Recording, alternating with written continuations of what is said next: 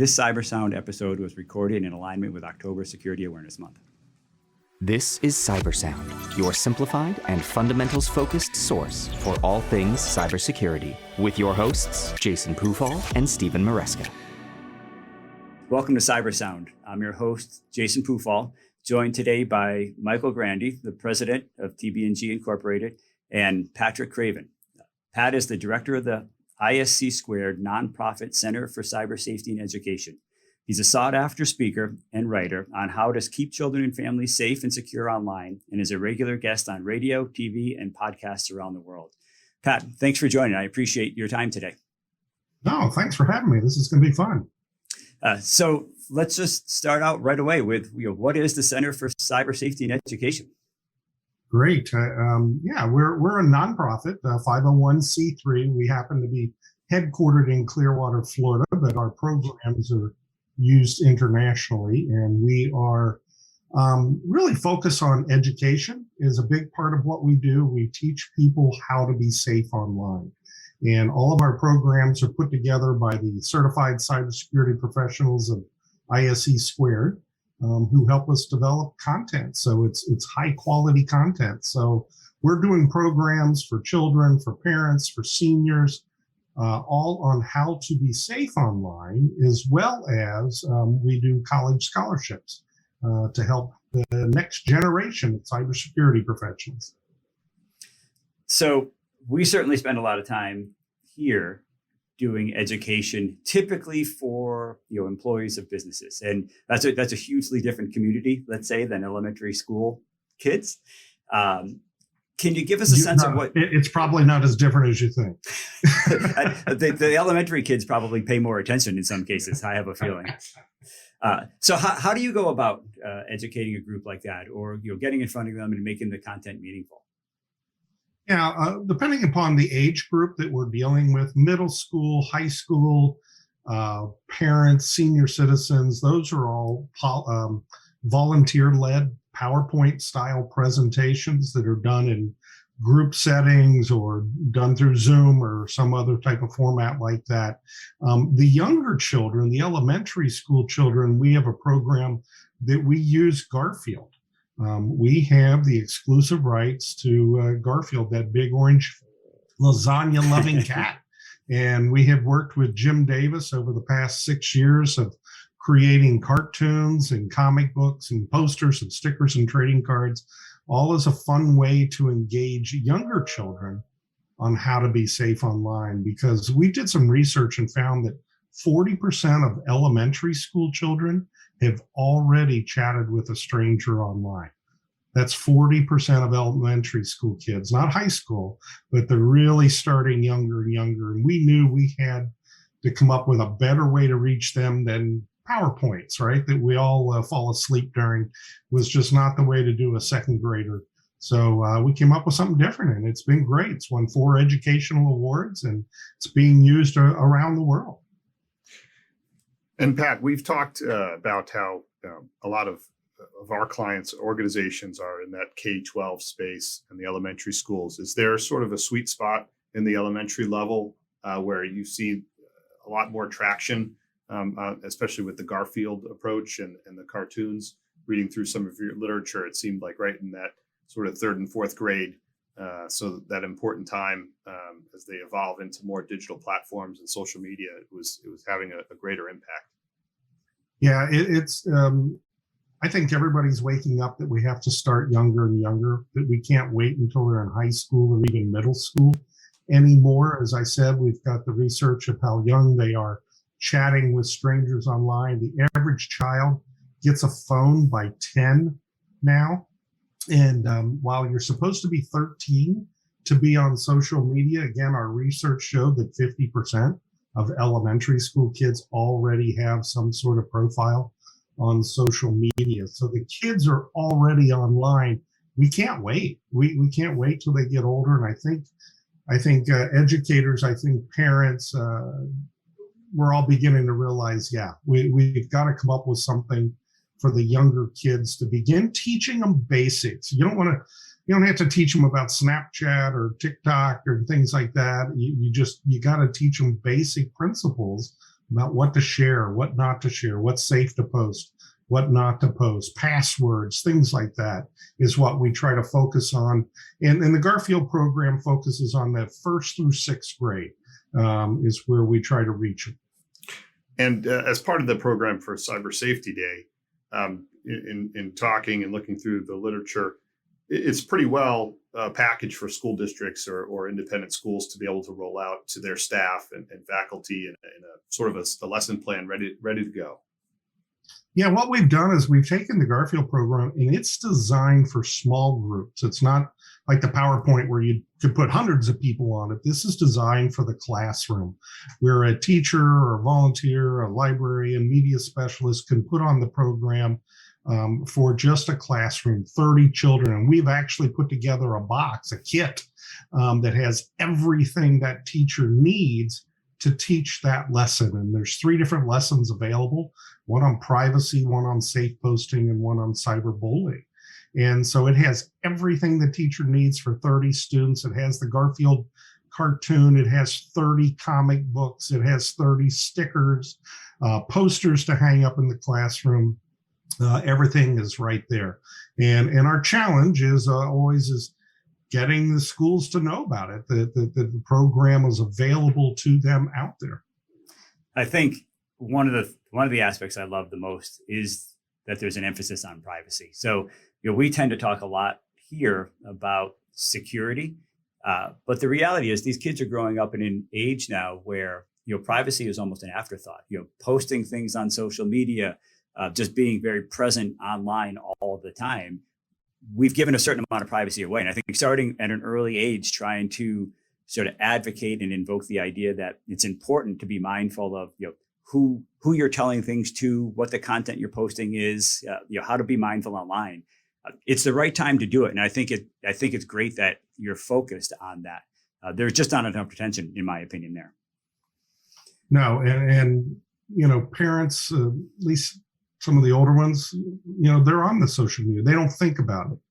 They don't think about their kids. We're giving them electronic devices as babysitters, right? We've all been to the restaurants. We've all seen it where the kids are sitting around the table and everybody's on their phone or everybody's on a tablet playing a game. You try to take it away from them in order to get them to eat and they start screaming. So it's definitely something that has to be looked at and has to be addressed. I just became a new grandfather, and our granddaughter already has a Social Security card. She's 3 weeks old, right. And boom, she's already, they take care of that right away. So already she's a potential for identity theft with that kind of information. And as a parent, there's no question I'm losing the battle on the amount of time my kids spend online, right? And online is, it's Netflix, it's the phone, it's any number of things. So I think it's really important to teach people, what the risks are to being online and how to behave appropriately, more so even than trying to fight against, turn the device off and don't use it, because their friends do, their parents communicate with them, the grandparents communicate with them. It's just going to get more. So I think the education is critically important. Oh, it absolutely is. And they need to be online. You can't buy a set of encyclopedias anymore, I think, right? I mean, everything is on there. It is the way we're going, but you're right. It's about teaching them responsibility with it when they're online and how much time they spend online, regulating that. Keep trying to block them from being online. I don't think it's going to be productive for a child. So we need to teach them better habits. So we were talking a little bit about the folks that are actually delivering a lot of this content, or helping to write some of the content and put together some of the PowerPoint slides and some of that, right? And they're generally, I think a lot of people involved are ISC squared members, and I think it makes for a good segue into the idea of scholarship, right? Educating security professionals who ultimately then contribute back to the educational mission that you have. And I'd be interested if you spent a little time here on your scholarship opportunities. Yeah, absolutely. It's the core of our program. It's developed by cybersecurity professionals, and we count on them to go out and put on the presentations to be able to educate. So, when somebody gets into cyber or tech of some sort, if the principal finds out that that's what you do, it's one of the first things they ask you is, hey, would you come talk to the kids, or come to a PTA meeting? And now you're like, oh, sure. But now you got to put together a PowerPoint. You got to come up with everything. What's this going to look like? What are we going to talk about? We've already done that. So it's designed that anybody, security, IT, just anybody practically can come to our website, iamcybersafe.org, and they can download it. They can download the parents' material. They can download the teenager programs. We have a brand new one on gaming that we just created. And they can go put it on. It's ready to go. It's scripted, again, all by cyber professionals.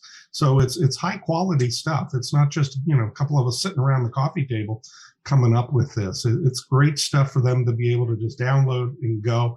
And it's available in over 20 languages. So it's an international outreach effort that we have going on. And annually in the scholarship process, I believe you said it opens up sometime soon in November usually. Is that correct? Yeah, it does. So we offer scholarships that are sponsored by ISC Squared, Raytheon, SAIC, Nova4, that are designed to help create that next generation. And some of those scholarships will be opening up November 15th, will be when we start accepting applications for the 2022 round. We gave away this year $230,000 in scholarships, and that was some 70 students who were able to receive those literally from around the world. And there's different categories. There's some just for women, some for minorities, some for veterans, undergrad, graduate. We really try to break it out to get as many people involved as we can. And so those scholarships are open again just here in another month or so that we're going to be offering those. And there'll be different ones opening all year. So it's not just in November. There'll be some that'll be coming open throughout the year. And it's a great way to make a contribution to try to help create that next generation of information or cybersecurity, which is a requirement of a major that the student is in. So we don't do them for everybody. You got to be in one of those fields. And you're seeing the sort of the fruits of your labor essentially in the competitive environment. I could only imagine that the applicant numbers have been going up and up and up over prior years.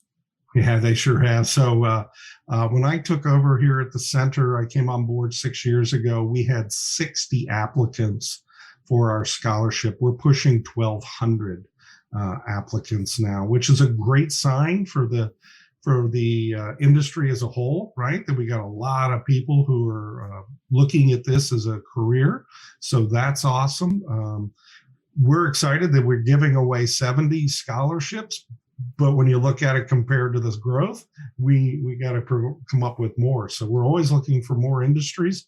If any of the listeners, their company or their business would be interested in sponsoring a scholarship, we would love to talk and see how we can put something together for you. If you're an ISC Squared member, we're always looking for more people to help us judge. So it's one of those be careful what you wish for things. We used to have to review 60 scholarships. Now we have to review and judge and score almost 1,200. So it takes literally hundreds of volunteers to help make that program go. And we're just planning on increasing it as we go. I mean, and with the deficit of security professionals, I mean, it's great that there's some real opportunity there to encourage people to get more into that cybersecurity discipline. So I think it's a great program. Can people just go directly to the Center for Cyber Safety's website to get scholarship information? Yeah, iamcybersafe.org. And across the top, you'll see tabs where you can see our educational programs, but there's even a tab for scholarships, and they'll be able to see the different scholarships. And again, the next round will be opening up in November. November 15th is our scheduled. That some of those will be open, and then bookmark it, and people keep coming back throughout the year. Well, Pat, I appreciate you taking some time today. I can tell you, I always loved Garfield. I think it's a great idea that you chose, that character to sort of build your entire program around. It's interesting to see that he still has as much life as him as he does. I remember him when I was probably 5 years old. So I'm looking forward to seeing how this program matures. I think it's great to start young with the kids. I wish you all the best and continued success in that program. And I appreciate you joining today.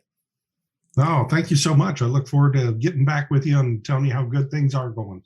Thanks very much, Patrick. And if anybody has any additional interest in finding more about this, feel free to reach out to us at Vancord Security on Twitter. Follow us on LinkedIn. And of course, you can follow the podcast at Apple or Spotify. Again, Patrick, thanks a lot. I appreciate the time today. Have a great day. All right. Bye-bye. Stay vigilant. Stay resilient. This has been CyberSound.